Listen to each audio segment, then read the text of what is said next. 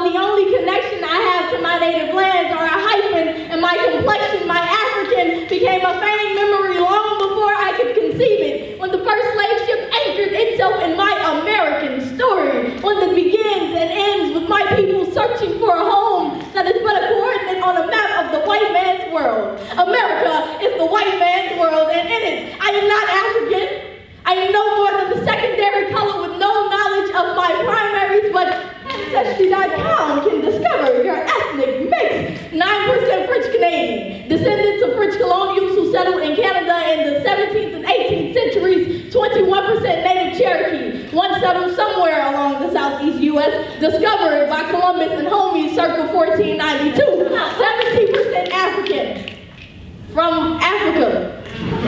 Maybe West. Notice how with darker skin, there is less light to shed on these facts. Let's hope in finding a way out of this tunnel, Ancestry.com can find your African roots. I wonder if they were attached to the same trees used to create grade school textbooks dedicated to the remarkable feats of white men and reducing the pain of my ancestors to a single paragraph. The transatlantic slave trade took place between the 16th and 19th centuries. Ancestry.com, who will you discover? I cannot discover what I already know, so I cannot believe that this is all you have to offer. You cannot cut the native from our tongues without spilling the profanities of our blood. You cannot Bible beat our Sunday mornings without getting some of our scriptures on your whips. You cannot strip me of my fortune and my history, so tell me how I got here together. Ancestry.com and Ancestry DNA can take you back to where it first began.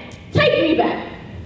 Yeah. Was it in Ghana or Guinea or Gambia? Can we acknowledge that they're different fucking places? Take me back to the years that we first tilled those soils. Then tell me about the men who took us from it, who took it from us, giving no reference reserved for grace. Show me what animals they are, like we are made out to be. Make sure the world knows that we were whole before an ocean parted us.